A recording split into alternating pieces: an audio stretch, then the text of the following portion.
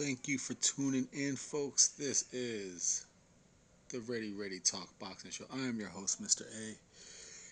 This is the boxing rehab for us boxing druggies, us boxing junkies. Let's get your fix. We're doing a nice weekend recap. 2 fights. Joe Joyce and Vergil Ortiz Jr. We're going to go with the easy Joe Joyce, get that out the way. Did we see anything different at all in this fight for Joy Joyce? No, not at all. Not at all. We saw the great up and down punch selection of Joy Joyce, beating the shit out of the body, beating the shit out the head. And the only thing I believe everyone watched this fight for one thing and one thing only. At least I know I did, and I'm pretty sure, I'm willing to say a lot of people watched it just for the same reason I did. How many right hands is Joy Joyce going to get hit with? And how's he going to take them? Because I already made the breakdown and prediction video for this fight. If you want to know who I think will win between Joy Joyce and Daniel Dubois, go out and check that out. Support the show. Support the channel. After all, it is your show. I'm just the host.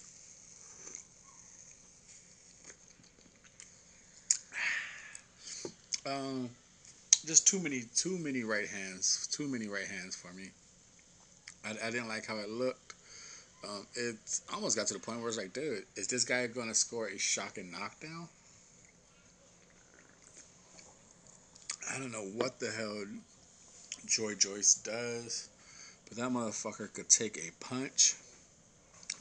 The dude's head is like the fucking size of the Hollywood sign. But he, like I said, his hits, his slow movement, but you could just tell that dude moves slow and hits hard. But we'll see. We'll see. You know, I read on today. I didn't read the article. I just saw the headlights saying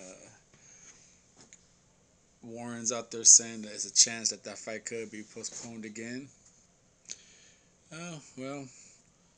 Well, like I said, that fight was not as someone who wanted to maybe talk some crap on how Joy Joyce is gonna beat Daniel Dubois.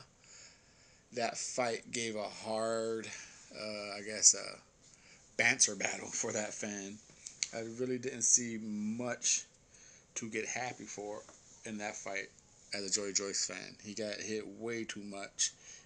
And not just grazing. He wasn't rolling punches. He was getting hit hard. There's no way around it. He got hit hard as fuck.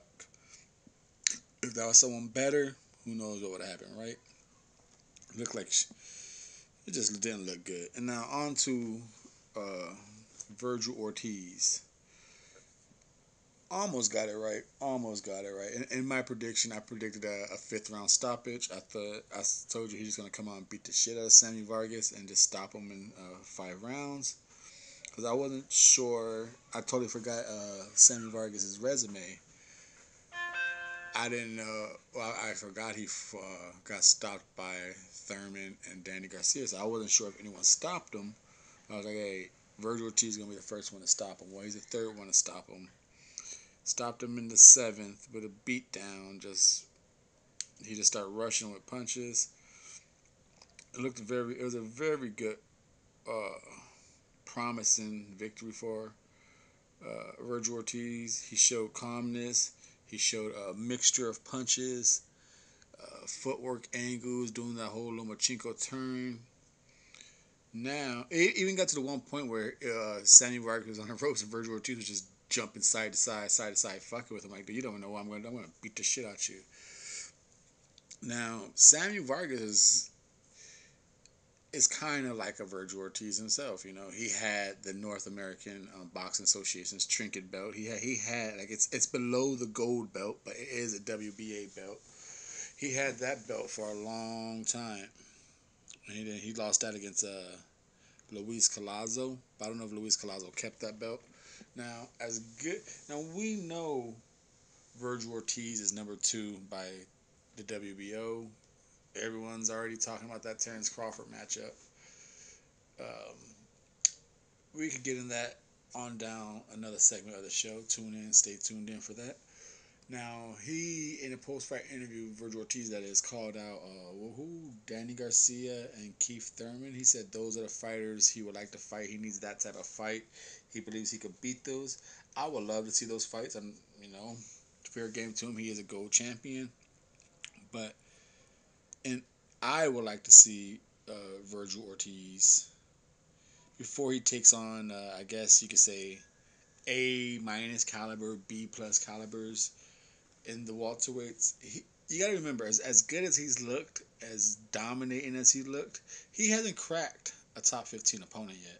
So let's still slow the brakes on Vergil Ortiz. Is he passing the eyeball test? Yes. Is you can make an argument. Dude, he's almost passing the eyeball test better than Earl Spence at this stage. Earl Spence was beating some people up, and everyone thought he was the goods, and it turned out he's the goods. But like I said, it was Bundu, it was Chris Algieri, it was Van Herden.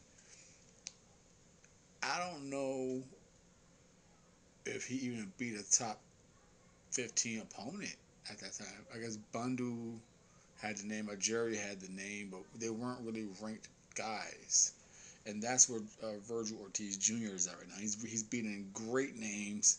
He's demolishing great names on the resume, but he hasn't got that top 15 uh, victim yet. So, and the way I believe, boxing, they usually follow this system, but once in a while, a bigger match comes for the money, so they kind of throw a wrench in their little system. But from what I'm usually seeing, these belts, the little underlying belts, they get defended about 4 times, and then you get that next level fight. Almost like similar to, what's the over the pond belt, the Lonsdale belt, the little, I think you defend it 3 times, you get to keep it. Uh, we need to see Vergil Ortiz, like I said, as much as my little, my blood starts pumping and my heart starts fucking ticking. That boxing junkie, that junkie in me gets all excited hearing Vergil Ortiz talk about Danny Garcia and Keith Thurman. Hey, fucking fight Jamal James, I don't care. But, like I said, I need to see a top 15 opponent. And, like I said, him being gold, the way that it usually, like I said, the fact that the WBA gold is not even in the WBA rules, you kind of don't know what the hell it does. Like I said, Box Rec, I don't think they even list it on their thing. So they don't give a rat's ass about that, but they don't even list it in fights, like what's on the line. But I somewhat see the gold, like obviously Manny Pacquiao's the super. He fights other champions or high caliber. And then you got the regular, who was now it's vacated, and that's going to be between Ugas and Ramos. But the regular is usually within the top 7, and the gold, I've been noticing, they usually defend against 7 on down. The bottom of the 15, they usually get like they defended against number 8, number 13, and then they might get like a number 4 or something as that final fight. That 4 is their good one. Then they might get the regular champion. So I would like to see him at least take on someone in the bottom 5, and then move on up to number 7, and then maybe he could get who's ever available in the top 5, and then get a regular title. So in a year, I would like to see him fight 2 more times, and then finish at the year possible fighting the regular champion by the end of 2021. That's what I would like to see. Whether that's Ugas or whether that's Butiv, Razab Butiv. What if all this Ramos comes out the fucking regular champion? Let him fight fucking Vergil and get smashed. I believe Ramos will get smashed by